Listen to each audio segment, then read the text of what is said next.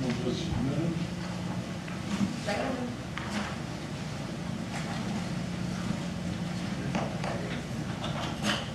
Motion's been made and seconded to approve the agenda as submitted. Oh, yeah. All right. As submitted. Okay. All those in favor say aye. Aye. Opposed, same sign. Motion is approved. We will now move to the discussion portion. And the first one up is the 17 fiscal year 21 capital improvement program budget. And you want to start out with some comments? Sure, thank you. So, you may recall towards the end of the last budget work session, staff suggested or requested to have this special meeting because you may recall also that shortly we kind of go hand in hand with the operating budget as well as the capital improvement budget. So, as we're preparing the capital improvement budget, and unfortunately, no surprise, I'm sure, to you all, especially you all that have been here for the last few years, discussion of road funding, and as it continues to, the amount of revenue sources to actually do some projects is continuing to decline pretty rapidly. So, as we were going through this project list on the capital improvement, especially for the streets, it was very evident that we needed to sit down because we're actually having to push back some projects that even as early as last year were on the 5-year plan to be done this year, and just the money's not there to do it. So that's the primary reason we wanted to discuss tonight and help give you information. And so unless there's questions of me, I'm going to turn it over to Mickey Joe and to Joanne. And also Jeff and Gary have some components too. So might be me, I don't know. Yeah, I think it's me, sorry. But,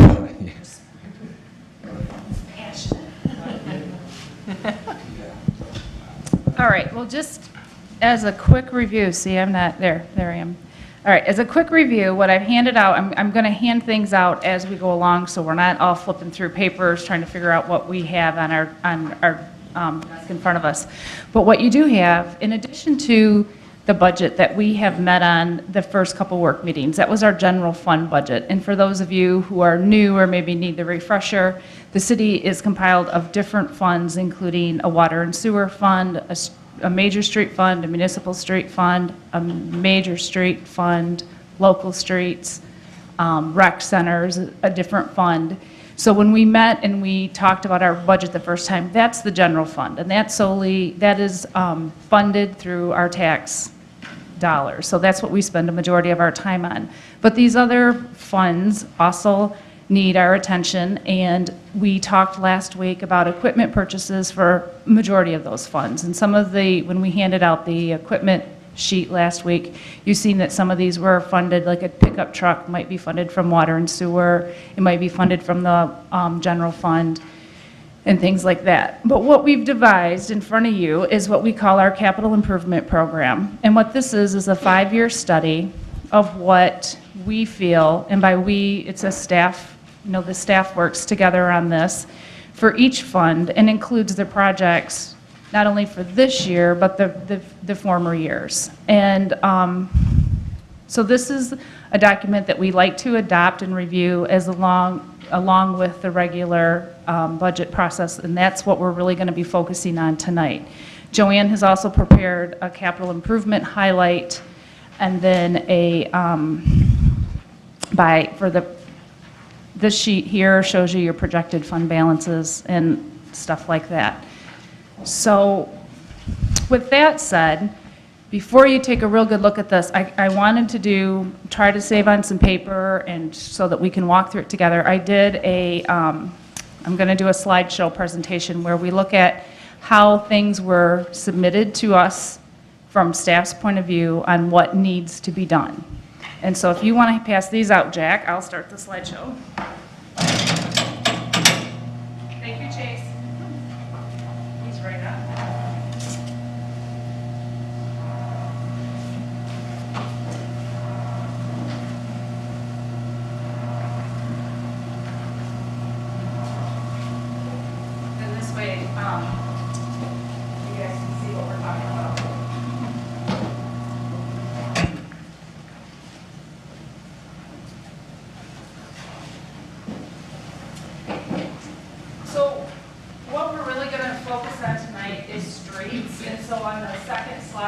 have in front of you, and I'll show it just as soon as we get it up. What the second slide shows is our local streets, which is where we feel there's a lot of work that needs to be done. And normally how we do streets, is it not on? Normally how we do streets, Gary and Jeff go out and do studies, Pazer ratings, and they also do condition studies of the streets. And we plan for 1 year to do design and engineering on those streets, and then we predict the following year we will do the actual construction. So you'll look at our first slide, our second slide actually, besides the title, and you'll look at how this was presented to us at the end of last year, and this is how we adopted this budget last year. And you will see that there's a number of streets there in FY17. The 550 is the Maplewood subdivision, which we are going to be doing this year, and we will be getting some funding from the county millage to do that. But then you'll see a list of design and engineering streets underneath that. The 15,000 for Highland down through the River Oaks Boulevard at 10,000. That's the design and engineering going into FY18. And then those construction projects will go into FY18, and then you see Hillcrest and Lawson. There's a small amount in FY18, and the construction and engineering will go into FY19. So the first part of this document tells you what the projects is. The next part of the document, or the bottom document, if we were looking at this in your pamphlet, shows you the sources of funds.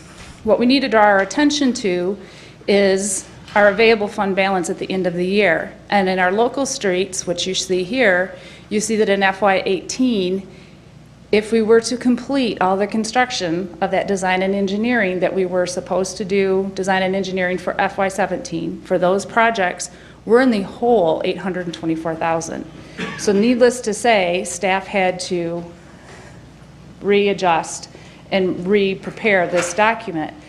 So the document that I handed out first, the plan, includes us moving these down, but even if we move them down, we're still going to have a very serious conversation about how we're going to fund these street projects, or we're going to have to not do them. No, we can't. So you may, Gary has gratefully went out and taken some pictures, and here are some of the road conditions. I mean, we do studies. We have Pazer ratings and all of that as well that I'll be handing out.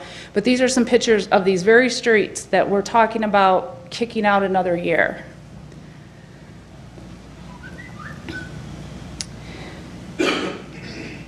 So as you can see, there's going to have to be some sort of maintenance on those streets.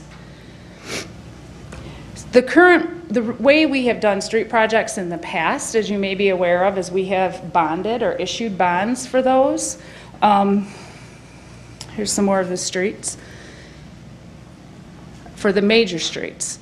So when we look at our current bonds, this is what we have from our 2001. We did a bond issuance, and we did the number of streets listed here, most of them, a lot of them which are local. And then we refunded that bond, which will take us out to paying for streets, those particular streets, until 2021. Then we also did a bond in 2004 for streets. And as you can see there, we'll be paying on those streets until 2024. And this will tell you what our principal and interest and what our bond payments are. So bonding is an option for some of the local streets, but I kind of thought this kind of gave us a good picture as to how long we pay for this when we do it in this respect. These were done initially in 2004. You're looking at 20 years of paying for a street. And I think I have a couple engineers in the room that'll vow that that's not really, the street doesn't last to that excellent condition as well. So then we go back and we look at the next sheet, which is our major streets. And our major streets are in a little bit better condition. These are the street projects that we have planned for the next couple of years. And you can see that we have funding sources. We do get a number of grants for the major streets, and Gary's very active at pulling those resources together. But as you can say, status quo, the way we're going now, by FY19, we have no funds available in the major either. Major Streets does make a contribution annually to the local streets to help fund local street projects. And we are including that in these years, and we will be assigning and requesting council to take action on a resolution authorizing that transfer at the next council meeting to cover these streets. So one of the things we really want to kind of talk about tonight are our different options for how we're going to fund the streets going forward.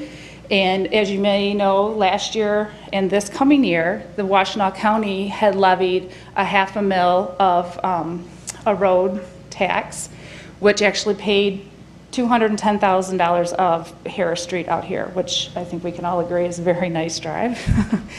So this year, I talked to Dan, almost forgot his name again, at Washtenaw County Road Commission today. And they are going to continue this year with that $500,000. So we'll get another, we only get what we collect.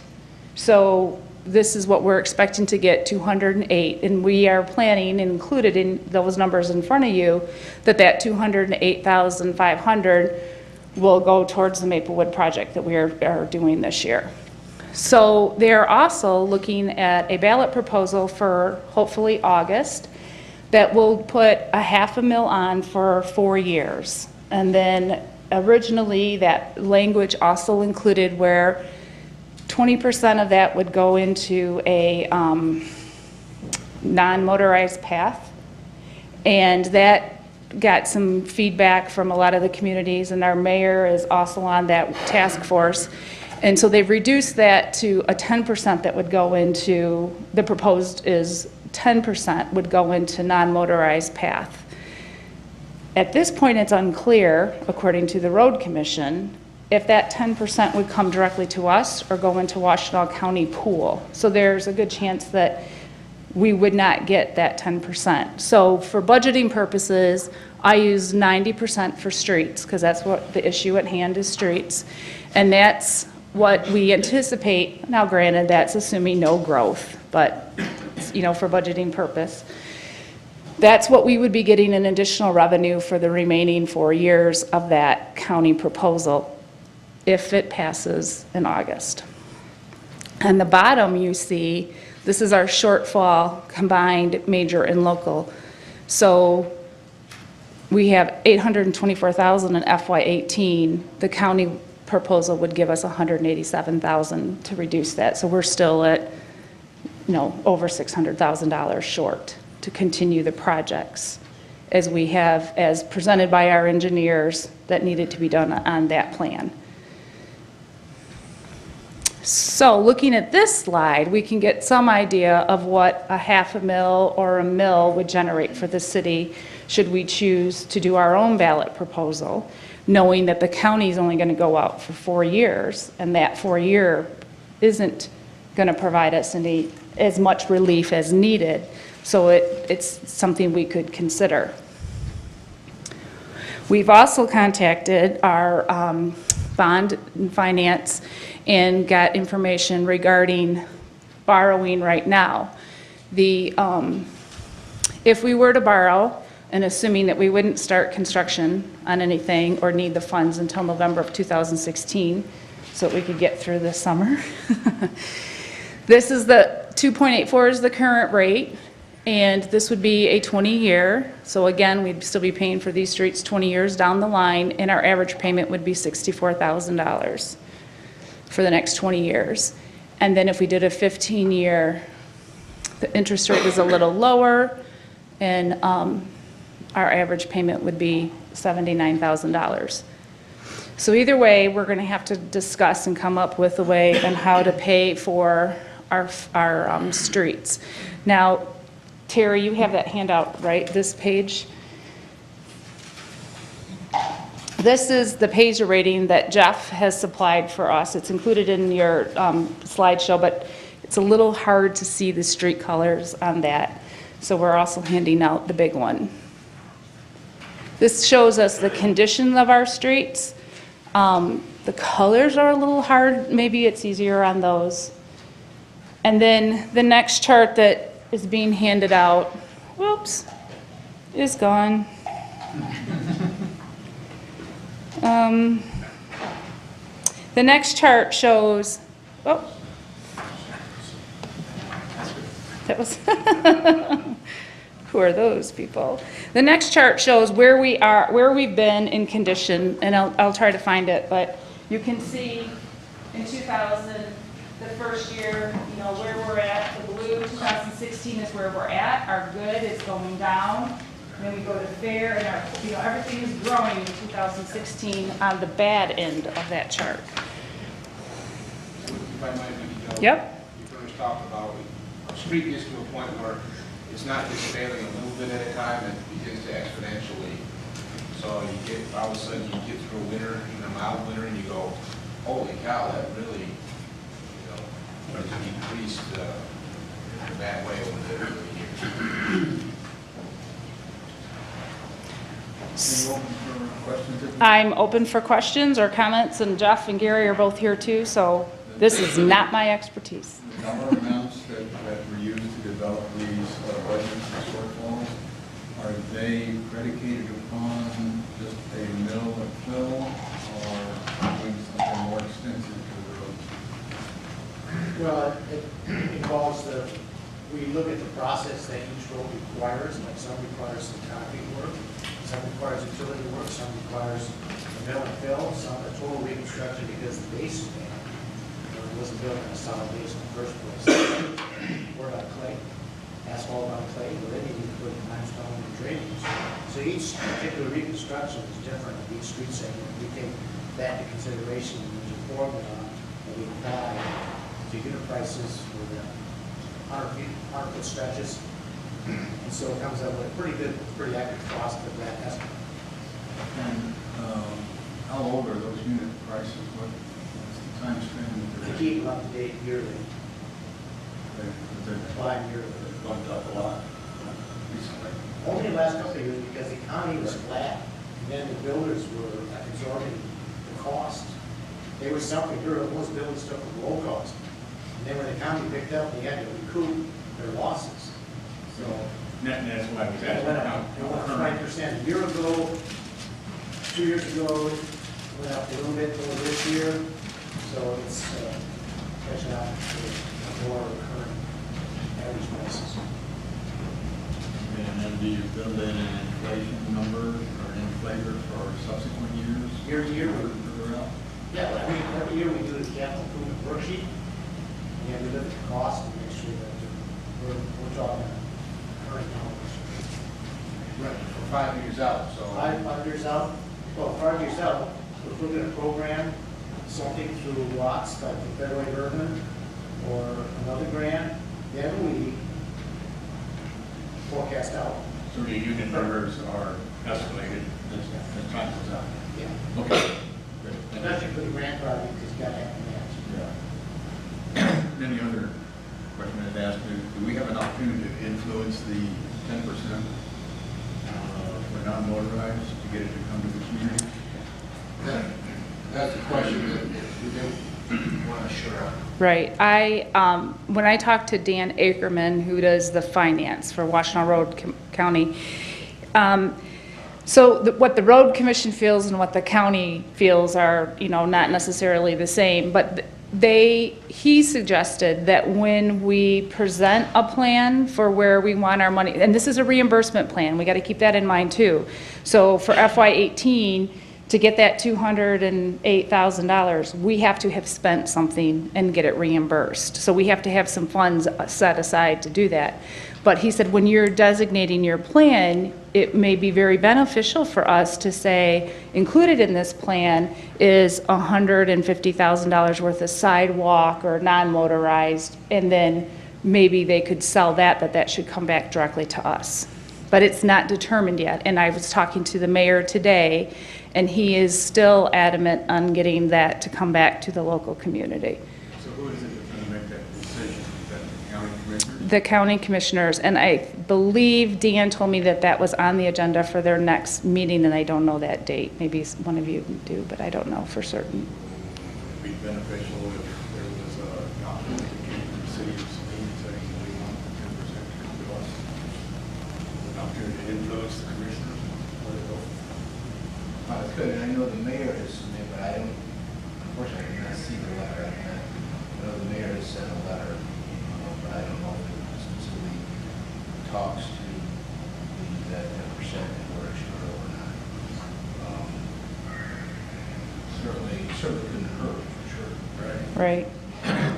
So, Because if it goes into the county with a big pool, we're not going to see any of it.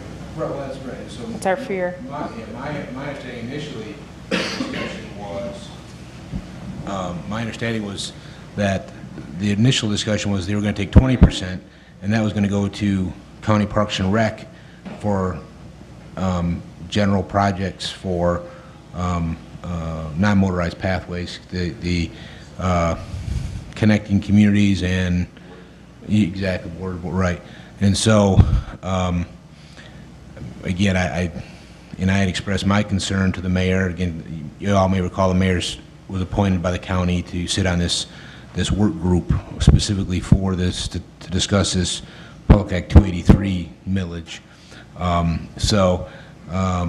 That was my understanding, and I had expressed my concern that, okay, they're going to take 20% off the top.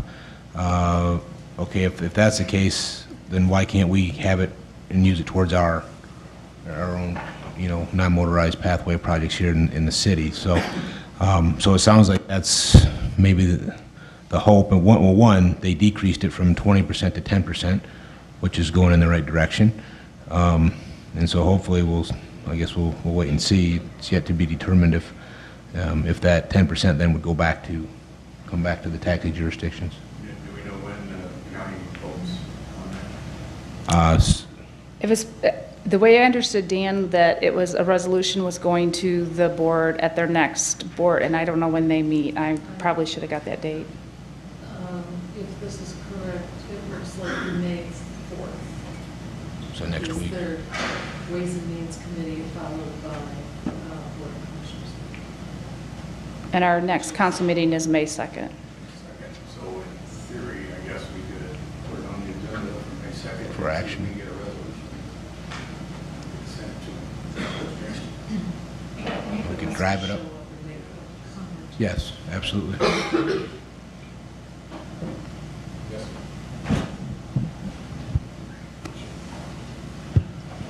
I guess this question would be for Jeff.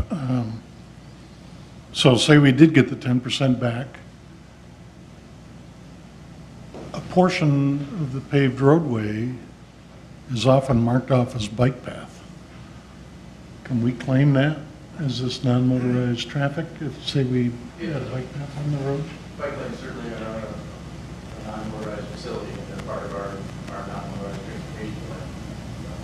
And that's how it was recommended to me by the road commission, is that when we include this, we should say X amount of dollars of this project is non-motorized, and we would like that 10% to come back to us to cover that.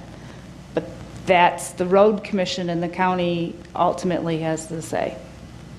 Right. So that, it's just a kind of another selling point, is what you're saying? I mean, if we include that kind of, okay, yeah, we're gonna do this section of road, and there's a bike path, we're planning a bike path and sidewalks, so that's just a selling point to the county to say, hey, we're doing these projects, we're working on non-motorized paths. Right, and it's also a method to get 100% of that money back here to be put towards the project. So, I mean, a selling point to the county, I guess, is my, Yeah. Well, yeah, For us to justification get for our, that, yeah. to get our reimbursement, our taxpayers' portion in their unit. And I'd just like to make just a general comment, and that is, in my opinion, we should not bond for a longer period of time than what the roads are going to hold up for. All we do is get worse and worse as that happens. Well, yeah. So I guess that leads to, if we decide we're going to bond, and it needs to be a 15-year bond. Other comments? Mickey Joe, what is the, don't we have a couple other bonds that are going to be ending for these? These are the ones for streets. For streets? Yep. There are no other ones, just these two? No. I was thinking there was a third one that was coming up. Okay, thanks. We have lots of bonds, Dean, but only these two for streets. McGee, the bonds require a vote, correct? If we're gonna bond for street maintenance, have to go to the public for a vote or no? As long as it stays, to bond, we do not Okay. have to, as long as we can keep our millage rate within, you know, our mills. So as long as we can afford to pay whatever the payments are for the bonds, we can. Without increasing our Yeah, okay, good. above and beyond the statute. All right. But that's the challenge, is having a revenue source, and then to pay, whether it's to pay for a bond, or also another, while it would require a charter amendment, but another, as we've talked about over the last number of years now, would be a road millage. So whether is that, I mean, that's the possibilities, right, as far as dedicated revenue. So would a possible street millage be to pay the bond, which would be a much lesser, or would it be as a pay-as-you-go? So right now, a full mill is about $370,000. And so if you looked at, I think Jeff, about 800,000 to $1 million is about on average to keep our streets in a fair condition. Yeah, 800,000 would keep us a little bit better than where we are right now. Back maybe more towards the 2014 condition. And to actually make improvements to steadily improve that good category diminished poor, you're looking at $1 million plus. And so. So you know, based on that millage rate, that's over 2 mills. Right, you're talking, 3 mills for the top. I mean, that's a pretty big ask. But I'm just, again, we're not advocating one or the other. We're just trying to give the information, right? So to discuss. But then again, the lesser, of course, would be, if we bonded for $4 or $5 million and knocked a number of these out. So I'm sorry, Dean. No, I was just gonna- So the assumption on the 800,000 is that's both major and local streets average? Yes. But that's before we'd have any federal money or any other dollars? That's, regardless of source, $800,000 spent on reconstruction, mill and fills, the extensive rehabilitation of the road. So even one mill plus whatever other supplemental could potentially get 75% maybe, or even achieve that kind of goal. Thanks. And I suppose another possibility is to consider taking the fire district money, let that stand on its own, take that out of the general fund, which could provide more funds then for road work and/or bond payments. Up to the 1 mill. Right up to the 1 mil. So the special assessment, excuse me, so 370,000, it's about 408 or 409, I think, is for fire this coming year. So it'll be a little more than a mil, but still, that would free up about $370,000 that you could utilize as a revenue source to pay towards a bond, for instance, or pay a portion of pay-as-you-go.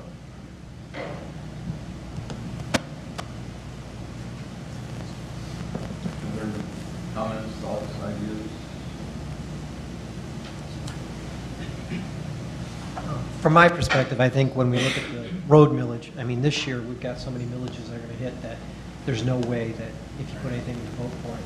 Perhaps next year, I still favor the idea of having the public vote on it because they know it's a dedicated millage to a dedicated purpose, which they, in this town, has usually been very supportive of and knows that the funds are going to fix their roads. Playing the shell game of now shifting everything over for the fire department and backfilling it and all that just doesn't sell well, from my perspective. And I know we have that in place, and we may someday need to put that in place, but until we have the fallout from what happens with the state, the county, and whatever else may hit this year, I'm just leery of what we're going to do. At least we know this year we've got some money coming in, and next year we do. If the mills get passed again by the county, which I hope will be supported.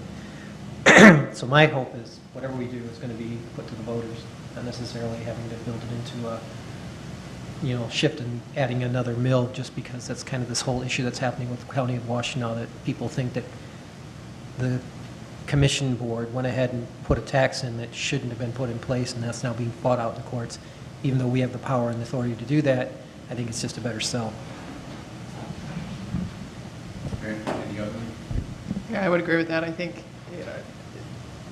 just because you can, doesn't mean you should, so.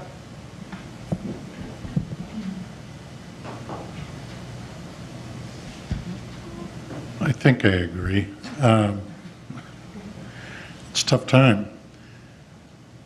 Probably we might keep that fire millage in our back pocket if we would go for a road millage and it failed, then perhaps we could invoke the other, if our back was against the wall. But it's probably a good idea to do exactly what Dean suggests, and that is to call it right out front what it is, name the money, and that way we can put it in the budget and it's there for a specific purpose. The electorate knows that it's not going to be shifted to heaven knows what. And that, we can show then in black and white where we are with the roads and what we need for a budget. And if you want to drive in Saline, on other than dirt roads, probably need to support some of these things, so, yeah.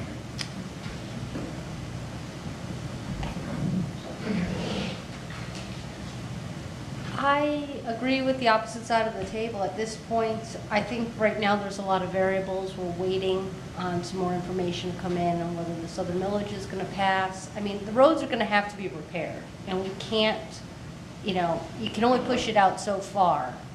They're going to have to be done, and it's just going to be a matter of finding the money to pay for it.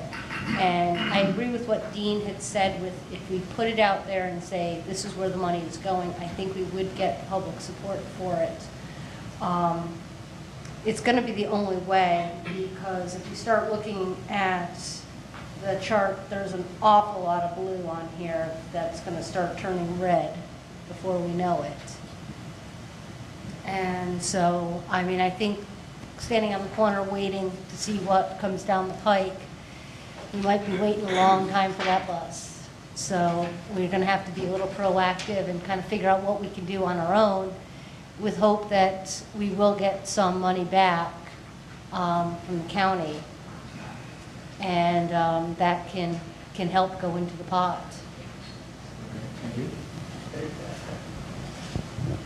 Yeah, well, clearly, we need a lot more money than the county can provide.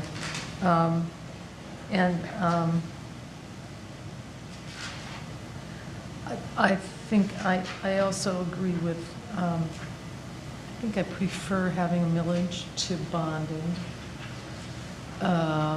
because it's cleaner with our constituents, that this is what the money is for, you're approving this money, and this is what it's going for, and we can't, as someone said, fudge it, or whatever the terminology is. And I think it's good to be talking about it now, because if we put a vote out and the gag order law is still in effect, we need to get the word out well before any vote would happen. But yeah, at this point, I think that would be my preference too, on first impression. Okay, so at this point, it does appear there's a consensus to, at least this point in time, consider a dedicated road millage. So I guess the next thing to think about is what the millage might be and when we might want to think about putting it on a ballot. I have a question about being new to this whole thing, but does the state, the state sort of, does the voters kind of squash the roads that wouldn't apply to us anyway, or is there potential that we would get some money back from the state at some point? Somebody else will have to answer that.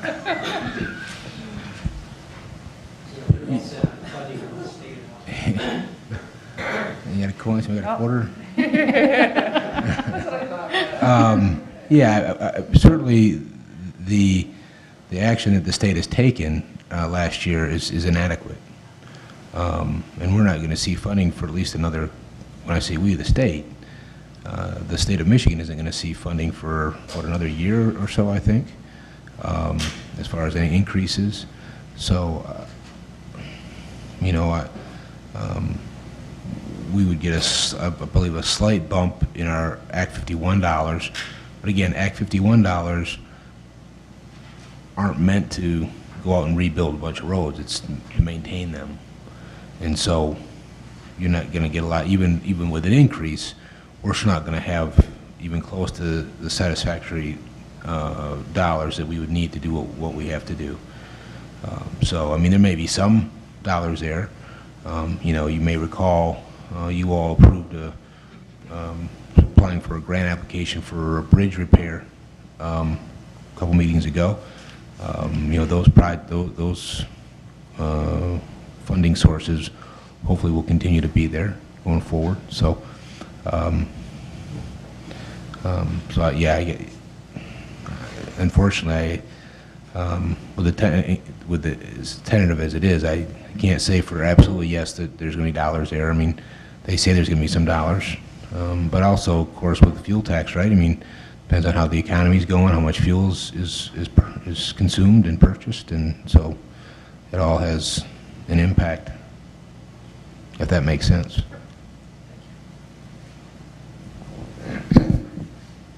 And any road bridge wouldn't take effect until fiscal year 18, right? Yeah, because we're not going to put it on this year. Right. So we still have a hole. At least be a way out. Sir? I don't know how much of the rumor I've heard is true, but I've heard any number of rumors of other county issues that are going to be coming to ballot for money from the taxpayers, to include Washita Community College. You know, we have the one coming in the next election for the ISD. I've heard of a couple other things that I'm hesitant to even mention, but I've heard of at least two other proposals too that would come yet this year to the voters for millage. And timing is everything. So we probably need to keep a pretty close eye on that too, as a background consideration to whatever we might ask. Yeah, I agree. Okay, anything else on this first item on our agenda this evening? I just have a question on case study. So when a road has failed, does that mean it's now unsafe? No, within this rating scale, a failed road is essentially more or less a dirt road at that point. You know, the pavement's so broken up, it's basically a gravel road. But it's still, Still passing. it's still passable? Yeah. Okay. And how long does it take basically for a road to go from like a poor to a failed? Every road's a little bit different, but from like a 3 to a 1, it could be as little as 6 months.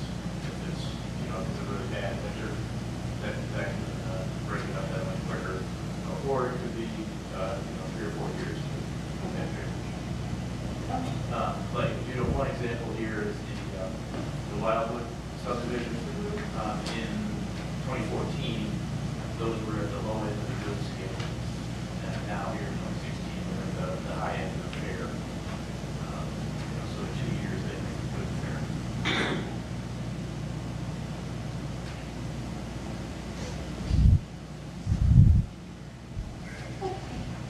Thank you. Maybe not the answer you wanted to hear, but that's the answer that we have. Don't have as much time as we could. Okay, anything else on item number 1? Okay, let's move to number 2, please.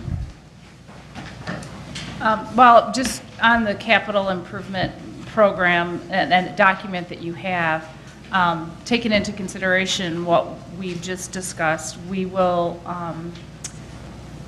like you said, even if we do levy a millage, it wouldn't be, so we will tweak the street portion of this.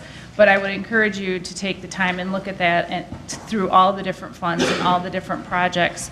And if you have any questions, because this will be coming back to the city council for a formal adoption, we may tweak the streets to accommodate, what we just discussed.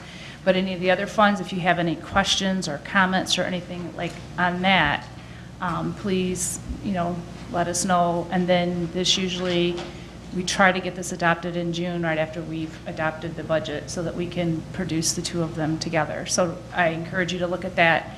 And like I said, Joanne did a very nice budget highlight that kind of tells you what's in this for the next couple years. And then what Gary's produced for us, which shows good stewardship, I believe, on investment of our infrastructure, is the sheet of paper that we handed out. And this is Gary's records of the projects that we have done over the years and the construction cost for not only streets, but the water and sewer, and that kind of shows where a lot of, this will be a good tool when we start talking about possible street millage. So I wanted to give you that and make sure that you take a good look at that. So that kind of, I think, unless Todd, that kind of includes the first three items, right, on the agenda? I don't find that page you were just holding Oh, up well, here. in my quantity here. Can you pass that one down? Now I have it. Okay. Thank you. No matter how hard I try to organize this stuff and hand it out, I never seem to get it. Pretty well be. So Todd, is there anything else under those three that we need to, top three? I don't think so, unless there's continued questions.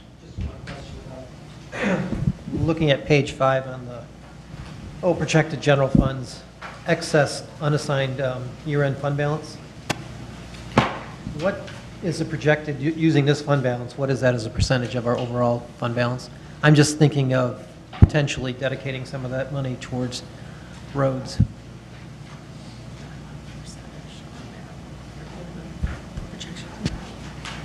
Page here, there. Page 5 on the capital improvement program, and just looking at where it says excess unassigned year-end fund balances, after we've identified these capital improvements for each fiscal year. That should put us, that's before any of the projects, so we should be well within our fund balance policy at that point. So when I look at the 1.4 million, like an example for the end of next fiscal year, at the $1.4 million, that's what we're anticipating to be our If they're spending the projects that we've got in the budget. So potentially, we could use some of these funding money towards roads for Correct. for Yes. potential use if we need to. And we are this year, Okay. because we're using some of the streetscape money, we're using the assigned salt trail. This doesn't include the assigned salt trails. That was the piece I was That's looking still for. in there. Got it. Okay. Just for an idea for council that we potentially could even bring that back down. We know we have a goal, but we could always adjust our goal too if we needed to for roads.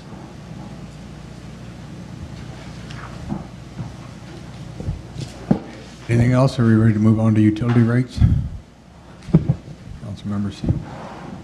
Just a general question. Where do LDFA and TIFA funds fall in? I know sometimes we can pull, depending on a particular project, funds out of those to use.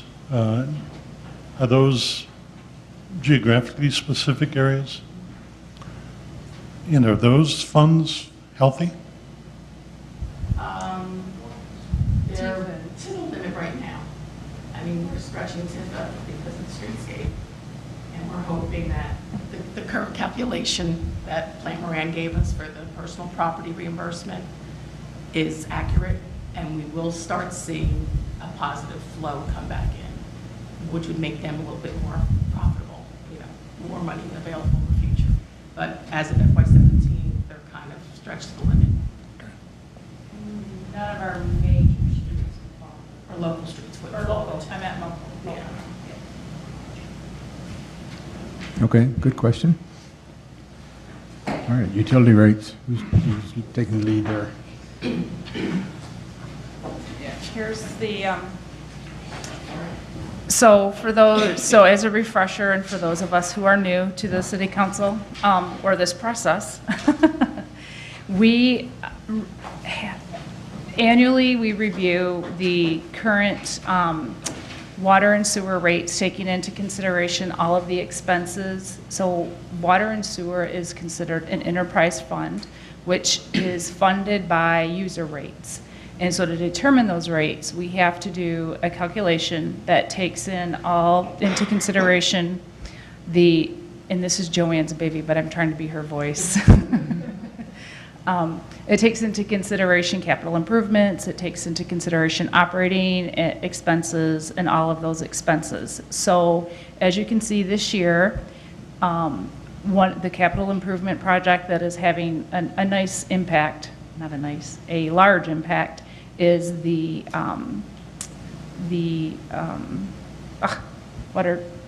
wastewater treatment plant rehabilitation. Well, no, actually, the hit isn't coming from the wastewater treatment plant because it's being funded, with the loan. Then we'll start paying debt service for about $200,000 each year. The big hit this year is the unexpected increase in the sewer main tied to the MDOT project. We were anticipating like 230, it's over $700,000. So. Go ahead. Question on that, and that was a question. Is this the we aren't anticipating any kind of expansion of this, anticipation of any potential growth outside of the city?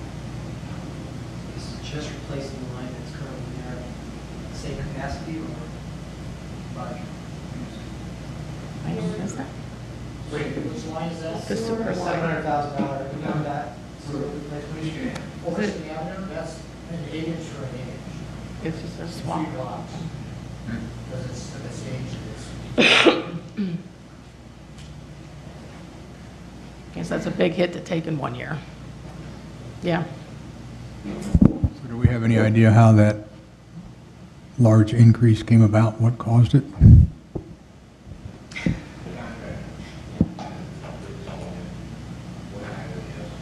So our unit numbers that we used to estimate, they that far off? I mean, that's 3 times. MDOT made that estimate, their engineers came up with that estimate. And a bidder, you never know, a bidder, he moves his cost where sometimes they'll charge more for an item completed at the beginning of a project and middle or end. Utility work comes in at the beginning, a lot of work.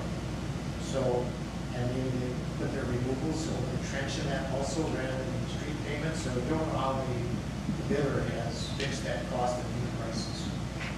And anyway, so it came in higher than what the engineers. And nothing else came in lower? Yeah. So if he was moving some costs over in that category? Sure, so the streetscape came in lower, but unfortunately, streetscape is general fund, and of course, sanitary sewer is sewer. So you can't mix those two. But yeah, so the streetscape did come in a little bit less than the engineer's estimate. And just like with any construction project, when you're bidding a project, you look at the different components of the project and determine where you can take more risk than others. And again, it's pure speculation, but obviously they felt that there was more risk in the underground with the sanitary sewer. And the reason I say that because the water main was not reflective in that large of an overage either. So just apparently that's where they chose to bid it. See if there's some rationale. Yeah. Was that consistent with the other bidders? Did you see that? That I don't know. I can't. They didn't. I mean, they were the low bid, and they were 15% over the overall engineer's estimate, and then it just went up from there. Yeah, on the right side, we were able and successful at lobbying for MDOT to pay almost 100% of all the water. We even covered a little extra transfer cost of tying in. We asked for extra hydrants, we got extra hydrants. And so on the brighter side, we have to incur all that warranty cost, and that would have gone into the sewer rates. Yes, sir. On this document for current proposed water and sewer rates, what does RTS stand for? Okay, I was going to go over that as my next. okay. Okay, so there are 3 components to each portion, well, there's 6 components that make up a water bill. There's the water charges and the sewer charges. The water and sewer both consist of a bill charge, which is the billing fee, an RTS, which is a readiness to serve fee, and then there's the consumption that's based on the, the actual charge. And that's both for water and sewer. So the bill's made up of these 6 different components. And I'm assuming the readiness to serve charge also includes the buildup of a reserve for future repairs, maintenance? Yeah. Now, as you may recall, council has also authorized Tetra Tech to do a study on a connection charge. So these are the rates that are billed on the quarterly basis, and this is on the average, what it is to use that. The connection charge is the charge that, and Gary, please correct me if I'm wrong, that is charged when a developer or a builder connects into our line. So that's separate from this. So I know we've talked a lot of water and sewer stuff, and you've got that Tetra Tech study going on, so that will be another study that will be coming for, and that's to, cover the cost of that connection.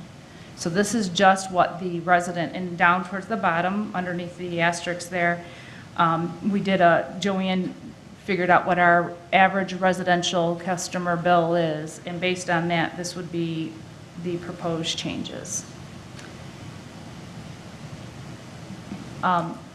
Again, this will come back to City Council in the form of a resolution establishing these rates. So we wanted to present you the documentation now so that if there was any questions or comments, because these rates will go into effect on the bills for the June 1st of 2016. Well, it won't affect the residential until September. Well, but we do have a monthly, we got a few monthly accounts that won't get changed. So so I understand what I'm looking at. So how are so how do we know it's $11.31 for billing charges and $34.42 for readiness to serve? Consumption obviously is consumption, but so how is it? How do we determine how it breaks down? In the past, Tetra Tech did the rate study for us. And then when they did it back in 2014, we decided that we would do it in-house. So we purchased their Excel spreadsheet. So I actually load in all the costs, line item by line item, just like it is in the financials, and then plug in the construction costs and stuff. And each line item either goes to a bill charge or readiness to serve or a consumption category. And then based on the number of users we have, the number of meters we have, it kind of falls out. Okay, thanks.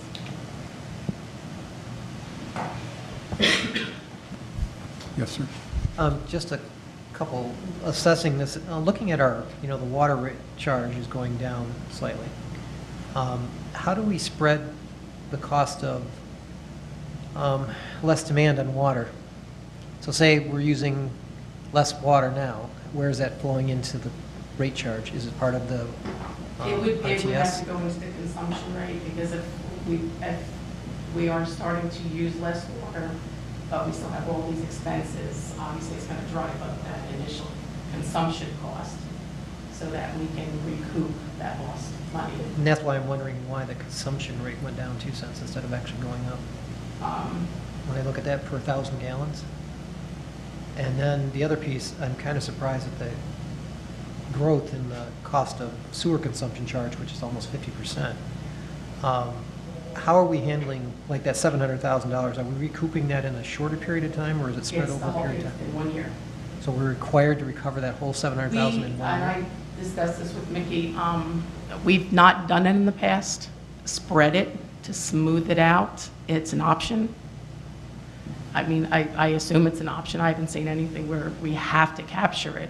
We would just probably dip into some of the money that they've got. They do have a fund as well, and then recoup, get some of it back in FY18. But then again, you don't know what comes up in FY18. You've got more construction, or I would hope nothing this significant would come up, just normal maintenance and projects. Right. My concern is front-loading all of that, because a lot of those are long, like that $700,000 charge, that's a 30 or 40-year Yeah. investment that Yeah. potentially forcing Yes, it all on. right. on So we do have individuals that now. option to, I could just put it in, spread it over the 2 years. Because I could see rationalizing maybe a 5 to 10% increase, but a 20% increase in 1 year seems significant. Yeah. And especially when these are those type of charges. So that would be my request and consideration, is to look at potentially spreading that cost out a little bit. I know we have concerns, but I think front-loading that $700,000 into 1 year is just too much. Sure. So, Mickey, Joe, or Joanne, have we, when we did this, did we do some scenarios? You know, obviously your residential, your average residential customer, average industrial, that type of thing, just to see what, you know, where the rubber hits the road, right? Where, what it's going to mean to them based on their current. Well, we did the residential, but we didn't do. Okay. Right. Yeah. But I guess my, would be again to see what kind of impact it's going to have on some of our bigger folks. I mean, because that's also a Yeah, consideration too. on our biggest user, which is Merck & Soy, I looked at them, and they fluctuate quite a bit. Their sewer usage is lower because they didn't install that separate sewer line, meter. But they would look at like maybe an $8,200 increase based on their usage and their meter size. Go ahead, Heidi, and then let's go on around the table with general questions, and then we can come back to the specific question about whether we recover in 1 year or not. Yeah, that was actually going to be my question, is if you spread it, how long you don't know how long you can spread it for, or? I guess we could do it over, 2 or 3 years. I wouldn't go beyond that. But then again, you don't know what's going to happen 2 or 3 years yeah, down the right, line, right. and you're bumping something But else this, up. and just, again, being new to this, has there been an increase like that in the past, that much money to make up in Not that a short amount of I'm time? aware of since I've been Before, here. there's no history for that? Okay. Sorry, I would be supportive of spreading it, at least Smoothing it. some, especially because it's such a huge project. I mean, I know that we'll have projects probably in the future. Right. But if we have never seen a number like that before, the chances that we'll see it again in the next 2 or 3 years is probably slightly unlikely. So. Okay, good. Jack? 2 questions. First of all, is there a cash flow issue with spreading it? No. But they've got enough reserves that Okay. they could handle that for the year, and then we would just recoup it a year later. Okay.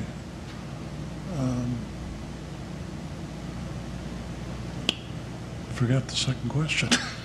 The enterprise funds, the water and sewer, they have like a working capital, more or less, not a fund balance. I remember. So it's their receivables, because we'll bill at the end of the year. So technically, that money sitting in a receivable is going to hit the bank eventually when people start paying their bills.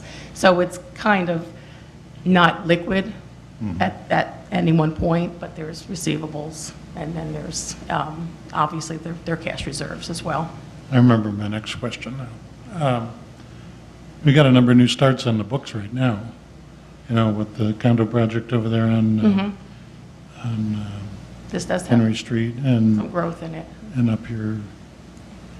Anyway, do those things tend to help or hinder a fund like this? Ultimately, it will help.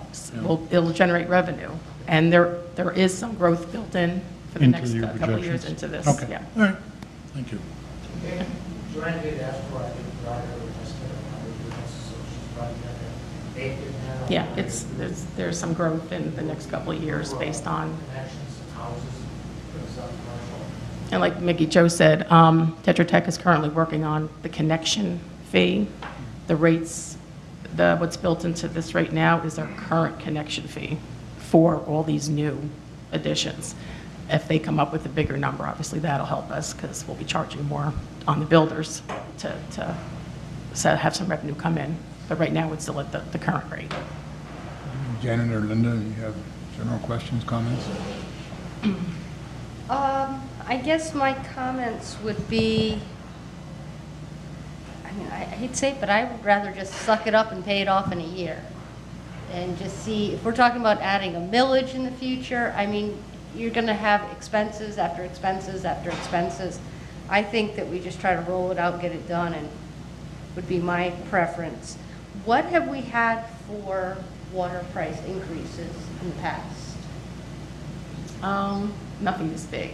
I think last year was about 10%. Last year's increase was at 10%. Usually average somewhere 4 to 5%. Yeah. Right. So are we looking at an increase on top of this increase For next for year? next year? No, there So shouldn't this be. would be it. We're talking an 18%. Right. Attached to the, she's included projections Mhm. for, the first projection sheet is for water, then for sewer, then the third And then there's a one. combined total. So with everything remaining as it is now and the current projects and not smoothing out the sewer, we look to go down next year for, for a regular average residential customer, about $5. So if we go up like 37, but then you go down 5 next year, a couple of thousand for our big industrial users. They'd see like maybe a $3,000 decrease next year, Right. but a big pickup this year. Okay. So if you smoothed it, you'd have 2 years of definite, yeah. Right. Also to note, the very last page of that packet includes where we compare to other communities.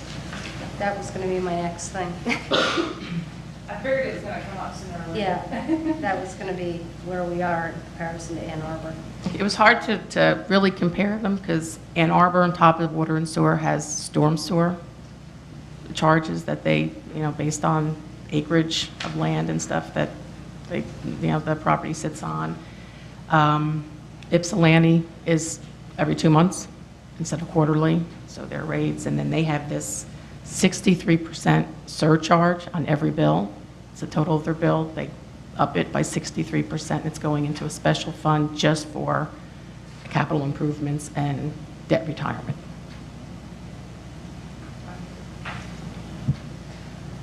Okay, thank you very much. Linda, anything? Okay. Well, I wanted to ask about what happens next year if we do the full increase, the full 18% increase this year, what happens next year? So I understand, I just need to study this to see what that's going to be. Well, that's why we put it in the work committee. Yeah.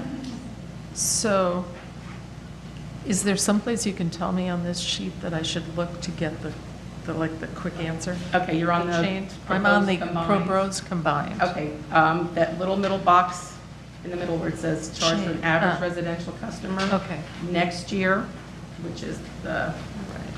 third column, yeah, That's the the 3742 for this year, it would be okay. like $5.41, Okay. based on the current projects that are in the FY18 and expenditures, salaries and fringes and everything. Okay.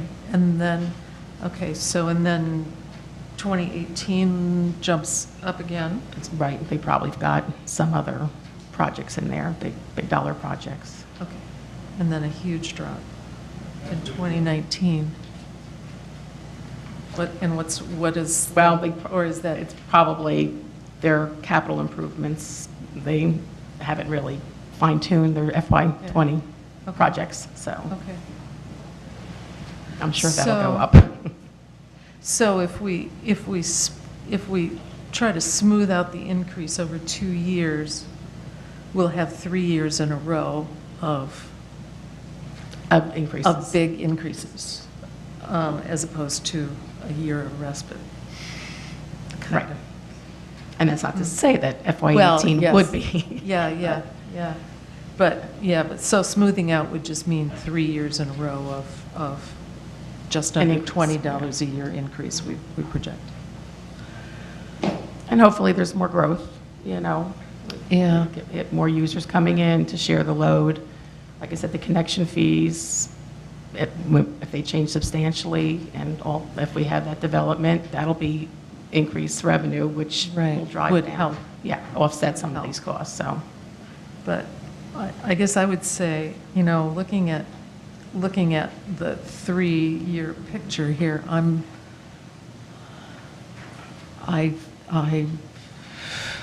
that's hard. I think I'd rather get the pain over this year, would be my first impression, based on, you know, looking at not just this year and next year, but the following year after that. Dean, did you have some other general comment? Yeah, I was just curious, does, the funding from the revolving fund or from the loan fund, does that cover any of that $700,000? So we'd have cash flow from that? Or how, I guess that's the question, are we getting anything towards the water or sewer line for part of this loan? No, if it's covering the complete, actually, it's covering complete project costs for the wastewater treatment plant. So there The shouldn't only be any thing- excess. Yeah, the only thing with this is I would almost ask that we would review this potentially with our auditors just to see if they recommend spreading this over. Yeah, that's a good idea, yeah. Because I can, It's- honestly, I think they're going to agree that this should be spread over and not all be put up front, especially not only for the consumer's use, but a practical approach to accounting and how they would handle this. So if we could do that, I think I'd feel more comfortable with what we presented here. But a great job at getting us to show what we were doing. Yeah, my preference is to spread it out over a number of years for a couple of reasons. One of which is if in fact we decide to go for a road millage next year, people are going to be looking at what they have left in their bank account after they pay all the fees and the bills that they come in. And, well, it may not seem like a big difference, but, you know, if they're not paying an extra $37 in their quarterly water bills, but they're paying $15 instead, you might feel a little bit better about voting for another road millage, for a road millage increase. So, and there are, you know, there's a fair number of folks in this community who don't have a lot of extra income. So particularly those who are living in some of the older parts of our town. So anyway, that's my personal thought. Heidi? I guess I'm feeling like I thought I saw Linda feel, and that is that I'm kind of ambivalent in a way about either spreading or not spreading. I'd rather pay it up front, but if the auditors suggest that it's a wiser move to make to spread it over 2 years, I guess I'd go with the auditor's wisdom. $37 is not a lot of money spent over a 1 year period. I mean, that's $3 a month. Well, that's a quarterly. That's a quarterly. Yeah, so it's $125. Okay, 140, 150 now. Yeah. So $10 and whatever a month. Okay. So anyway, I guess my feeling is, unless the auditors think it would be wiser to spread it over 2 years, I'm kind of like Linda's initial impression, and that would be to get the pain over with. But I see your point. Okay. So do we have a consensus that we're going to rely on an auditor input then for a final decision on it? Okay, sounds good. Was it more than 2 years? I heard a few years, you said 2. 2 or 10. I get their opinion as to what they would say. What's the is feasible. suggestion? Okay. Because I think the issue is this is a long-term investment in which we should be spreading this cost. There are some things that we can do up front, but this is the type of a thing that you're forcing everyone right now to pay for it who may not be using it 10 years from now. And the other pit is I think our commercial and industrial users are going to really kick. So I think we need to come forward with a real basic approach in case they do have any concerns. If I may also, the other thing too is with the smoothing, and certainly I kind of split as well, but we want to do our best to keep it this kind of steady from year to year as best we can, as opposed to the big, that's what we had a handful of years ago that we were trying to get away from. And certainly, you know, being able to do it on an annual basis versus a 5-year, because traditionally, it's pretty traditional for a community to do a 5-year study, right? Which we used to do as well. And then, as Joanne mentioned, back in 2014, we worked with Tetra Tech, and they provided us with the formulas, with the spreadsheet to do it ourselves. And so that, and because of that, we do have the potential to make a bigger spike, because we can have that direct, that immediate change, because we're doing it on an annual basis rather than every 5 years doing a study. But I think we'll bring back, we'll provide a model as well, right? That so you can see, as well as a history. Janet, you'd asked about what, you know, so we'll give you I don't know, 5 or 10 year history of what our utility rates have been from year to year, so you all can feel more comfortable in whatever decision that you all want to do. Yeah, again, and I think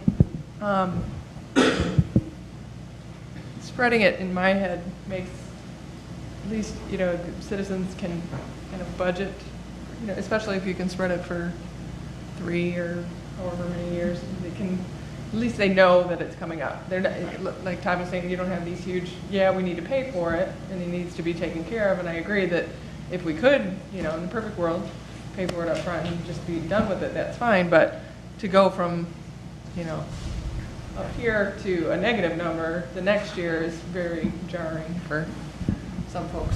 And one of the things that hasn't been mentioned directly is, you know, this is a project that should be good for another 50 or 80 years, and so the current residents should not have to bear the total cost of it, when all the future residents, whoever they happen to be, are going to benefit from it. And my one thing is that I think compliance with the Bolt law is going to be part of this too, because having a big up and down will really trigger a potential lawsuit. Yeah. Okay, so. Well, and I would also just caution just out there, you know, when we do these projections on the sheets attached, and, you know, you all said, what's the big decrease?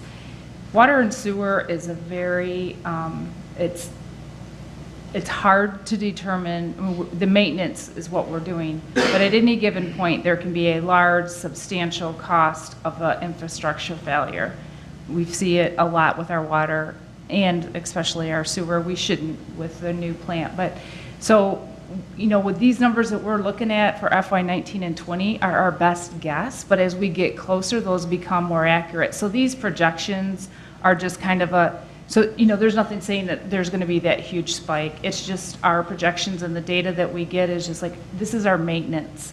This is what they're presenting, what our engineers and what our department heads present to us is basically maintenance, but there's always some unexpected. Bob Skull just absolutely hates coming to staff meetings because he's like, well, here we got this down. So it's not, I mean, you know, we're seeing these spikes in a projection, but it's not anything. Those are definitely going to change, because the numbers that are presented in this capital improvement plan for your water and sewer are just maintenance. That doesn't mean, and the other cost definitely will be there, I'm certain. That's what she said. You know, it probably won't be that big.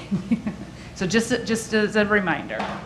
And, Yeah, so that brings me back in my mind to the question that Jack asked earlier about the cash reserves. So even though being able to pay, to receive from customers the money to pay the $700,000 could potentially be spread over a number of years, the actual $700,000 has to be paid this year from the cash reserves. So, and you said the cash reserves have enough to handle this. Do they have enough to handle this and an unforeseen disaster as well? If we don't make up that money in a relatively short period of time? If it's only like a couple of years, 2 or 3 years, yeah, they should be fine with their reserves. Okay. But, you know, but how catastrophic, I don't know. I mean, let's hope not. You know. Okay, well, no, I just wanted to make sure it wasn't just a matter of, yes, there's enough money there to do it, that it doesn't wipe out the cash reserve. No, no. Okay. Okay, anything else on utility rates? Otherwise, we'll move to the next item. Okay, we are moving to personal property exemption and another crystal ball. Okay, well, as Catherine Skull handed out at our last meeting, and we kind of ran out of time, at our first meeting, we talked about how, I can't find my memo right now, I'll stop shuffling. We discussed how this year's general fund budget included reflected a loss from our personal property, and I think it was Linda who asked how is that going to impact the other years? And so we asked our assessor, and from the way I read her memo, and unfortunately she's not able, and she agrees with us, this year was our biggest hit. The other years that are going to be coming off are going to be coming off in one-year increments. This year there was a bulk of years that came off, and then the years that are coming are going to be one-year increments, so they won't be as substantial as what the cost was this year. So this basically was just to address that original question about what our future as loss to our best guesstimate is going to be. I know that doesn't sound good, does it? Did you say we have a memo from Catherine in our packet? We handed it out at the last meeting, at our last work meeting on Wednesday night. I was didn't make not at. copies, but, what did I say, Wednesday? I'm sorry. No, it's that one. It looks like the one that Linda has in her hand. So in reality, I mean, what was the debt? We added some funds from like figure and some other property. So what was our net drop in our personal? If you were to say that it's a drop, we saw stuff fall off. A percentage? I'm wondering how big a hit it was this year for us. Well, let me, She says that the number in the memo, she says the reduction in personal property value between 2015 and 2016 was 38 million. She doesn't translate it. We know we didn't lose $38 million. no.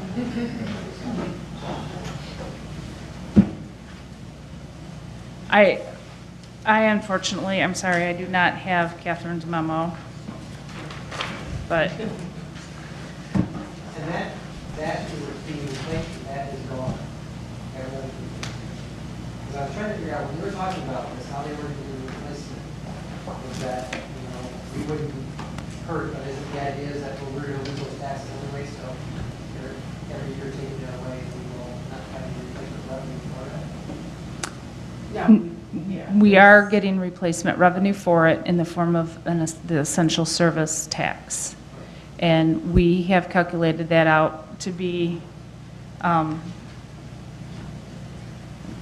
we've calculated that out to, to be replaced, but we're not sure if that's accurate because this last week, I got a spreadsheet from the state of Michigan asking us for our input on the calculation, which I haven't had the time to look at what Plant Moran did to see if we're in the same ballpark. Is that an anticipated 100% replacement or 90? The state told me they were about 98% sure of that, so we budgeted 98% Okay. of what the spreadsheet was. And again, as I think we discussed, that's taking the lower of your millage from 2012, 2013. You have to use the lowest millage that you levied, and you have to take the loss, including everything, not just this property coming off. So where Dean's getting at, your net impact, you've had some come on, but you have to take the net loss. So when you say 100% replacement, we're getting 98% of what was lost in total, but not on just that portion. Right. It's the net loss. And the lowest rate that we had, because we were forced to increase to cover it, but we can only capture back on our lowest rate.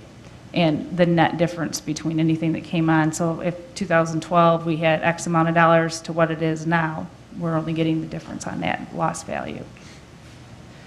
So the 38 million that we lost, we're not getting all of that back because we did gain some. So could we get, based on the 98th percentile, an actual dollar amount? Yeah. At some point? Yep, I have it. I just got to figure out what spreadsheet.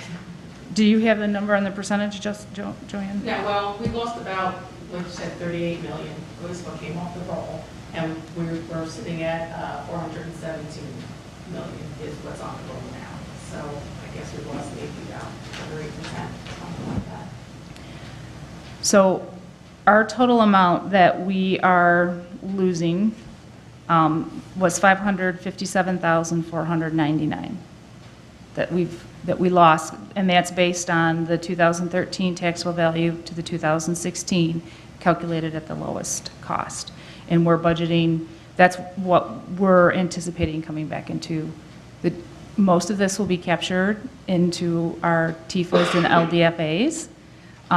292,000 of it will be covered into those, well, absorbed into those funds, which is what Joanne was alluding to earlier. And the general fund will get about 264,000. And that's what we're budgeting, based on the spreadsheets as provided to us by Plant Moran, who's been working with the state. So Plant Moran provided this as a service to the state, not necessarily our auditors. But it's good to have them on our side. Now, project that out 5 years, will that amount be the same or will it be less? Based on what the plan is. Say we didn't add any more property. Will our reimbursement be more or less? Well, I'm trying to I think it should be more, because we'll be losing more. So they are replacing that amount, so we're actually, I just want to make sure they weren't delivered in addition to, as it goes down, that they're also cutting off. Because in theory, we wouldn't have our own. We're hoping Well, I know, not. that's an And then issue. then there's that whole, you know, as long as the pool of money is there that they're anticipating they're refunding it from.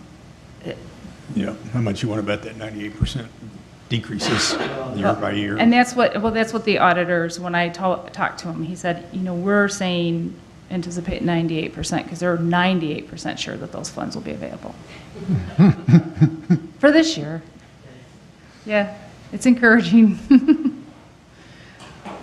So that's the information that we had on the personal property.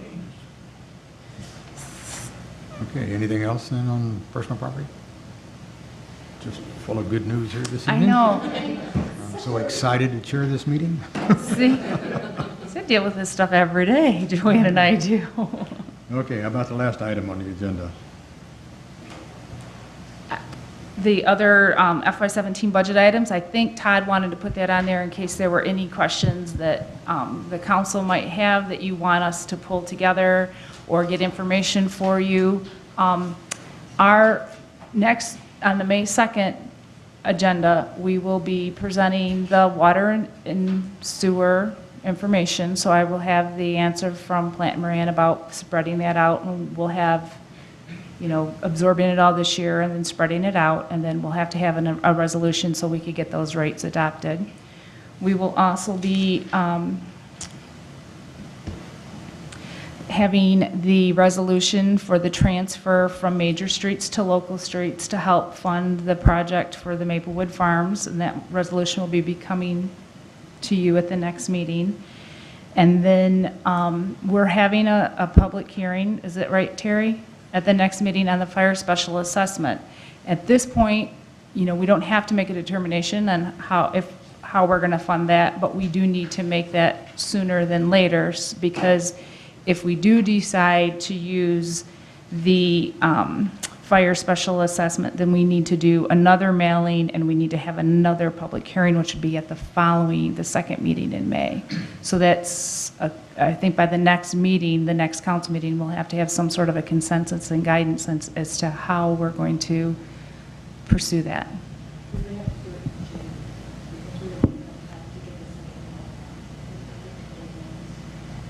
Yeah. Didn't seem like there was a lot of support for doing anything different for the fire special assessment anyway this year, so. Right. So it's,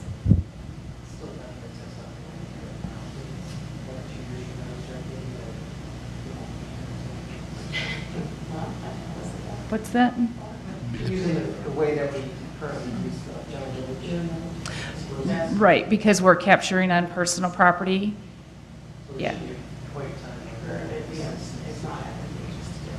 So just to kind of recap what we're assuming everybody understands. The voters did allow for us to levy up to 1 mil, which would be above and beyond what we're capturing under our city tax rate. Right now, our city tax rate is 16.28. Out of that 16.28 millage, we are funding the cost for the fire department. We could levy another mill and use that extra stuff to fund some of our needs in our general fund. However, if we use the other millage, if we levy a special assessment millage, is what it would be called, it would only be captured on real taxes.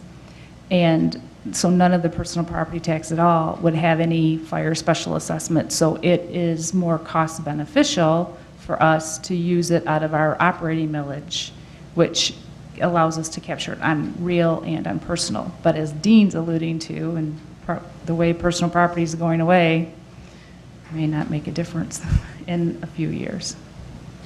So that's kind of what that conversation was. Yeah, it would be in a much smaller piece. Right. Because there are still going to be some personal property, but for the non-manufacturing and for the bigger businesses that are not manufacturing, but they don't qualify for the small business exemption. So, but just a note too, as far as dates and such, City Council has to adopt the budget by the first meeting in June.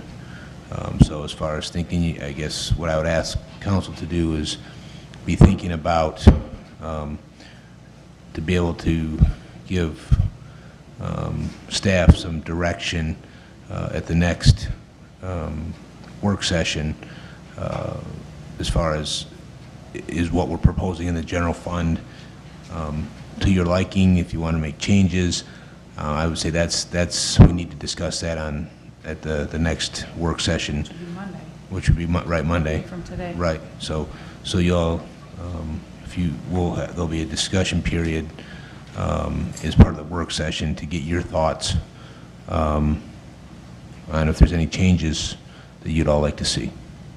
So then we could bring it back at the next work session on the 16th for consensus, unless there's a consensus on the May 2nd. In which case, we wouldn't have to have a May 16th. Yeah.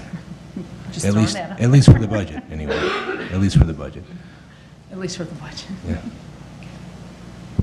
Do you have anything else on No, it was exactly what Mickey Joe said. It was just a kind of a catch-all to see if there's any other discussion. I mean, certainly, again, if you all wanted to further discuss whatever, general fund or other budget numbers, we could do that as well. The only one I have a question about, of course, is the rec center and the road. Yeah, I'm kind of looking at it where we have projected a $90,000 fund balance. Do we have any idea what potentially the cost of that road replacement will be? But we haven't put anything in here yet in the budget, right? Roof repair fellow isn't in. Well, one has, it was the same gentleman we used for help us with the DPW roof, thank you. But he is his specialty is standing seam metal, but he thought he could come in and he did give us some assistance, but he was going to follow up with Carla with some names for some specialists on the flat roofs with the rubber membrane and such. So hopefully in the next few weeks we'll be able to answer your questions much better. And then the other one was looking at Salt Springs Park improvement. What's the potential for getting a grant for that, considering it's going to be access to water? Do you think we could get one for that? Jeff? Or This Joanne? year, we've got 15,000 in the budget. for preliminary work or something, and we did get a grant, a CARES grant for 8,000, but I don't know how. I was thinking rolling out into the, because there's $55,000 for the parking lot and the path. Yeah, 8,025 CARES grant. But that's for this year. Right. Next year, And I talked to Carla about that one grant, that the deadline was April. Remember you and I talked about that? The deadline was April 1st, and it takes a great, I can't remember the name of the grant right now. I'm drawing a blank. Let me get my email. I'll have it. But there are certainly trust fund grant, but we certainly could utilize the 55,000 certainly could be utilized as a match. I mean, right now, obviously, that money is towards for the parking and the entrance, the entrance path. But certainly, if we could leverage that for some greater dollars to include those two components, as well as maybe some additional pathway work and the interior of the park, as well as some signage and those types of things, certainly could. I realize that, there's a big push to have this done. I'm just concerned that there's potentially other revenue money that could come in and support this than Sure. having to do it all at one shot. Right. But, yeah, that would be great if you can invest this and then leverage it for cost sharing over a period of time. I don't know if investing now can be used as a grant match for something in the future or not. Well, depending too, it could also, worst case scenario, if we miss the grant deadline, we could earmark, assign it for the next year, potentially. Right. It's a really tough name on this grant. It's the DNR grant. Right. Natural resources. Yep. Carla's response was, there was no time to write the grant for this year. We could start now to get a grant written for the April 27th, 2017 submittal. It would be wise to leverage our general fund monies for the grant money match. Right. Yep. And so we could again utilize that $55,000 and utilize that in next fiscal year. Right. Right. Having a hard time thinking of DNR and Dan for some reason. Just a kind of a clarification, why does the cemetery perpetual care fund so much higher for 17 than it is for the other, for 16 There's and then? identified projects in FY 17 specific. There's specific projects in FY 17. Okay. But in any case, the projects that are assigned, that are earmarked for cemetery get funded from the cemetery fund. Okay. So it's no impact on the Okay, general just fund. clarification. Jack, you have anything else? Okay. Janet, anything else? No, I'm fine for right now, thank you. Linda? Well, just a thought, I've had this before and never said it, so we've mentioned Washtenaw County recreation funds that we pay into and don't see coming back, and potentially this could happen again with the roads. So I'm wondering, I wondered, with the development of Salt Spring Parks, Salt Springs Park, is there any entree to Washtenaw County recreation funds for the development of that park? I don't know anything about how those funds are used. I mean, I know they've been used for pathways, for non-motorized pathways in the townships, but is that also an option for money coming in? Yeah, I'm familiar with the pathway dollars, right? You may recall we utilized for the library Brecken path, we used the connecting community dollars from the county. But I do agree that those dollars get spent a lot of other places than this part of the county. So, however, what we have, and I'm not aware, but that doesn't mean that there's not. So we can certainly check and see, because that's a good question. Yeah, the county has several different funds that operate within the parks and recreation. And I think they realized that they needed to pay a bit more attention down here. And so in addition to the library Brecken Trail, they also contributed, I believe it was $30,000 towards Henny Field and $50,000 towards the Leslie Needhammer, Saline River Preserve, out of different funds within the county parks. So they are paying attention to us down here, and I think if we put together a legitimate request to them, that they'll give us due process. Anything else in general comments? Okay, we are, did you, Dean? Or actually, it's the SAW grant. Did we actually get the SAW grant? We just missed, excuse me, we just missed it this year. So Tetra Tech's impression is that we will definitely get it next year. We almost got it this year. October 16 and then Okay, thanks. Okay. We're at the public comment period now for our meeting. Under the Open Meetings Act, any citizen may come forward at this time and make comment or question to City Council. This public comment period will be limited to 3 minutes per person. Anyone who would like to speak is requested but not required to state his or her name and address for the record. Do we have any comments from the public here? Seeing none, I would ask for a motion to adjourn at 7:38 p.m. All those in favor say aye. Aye. All same sign.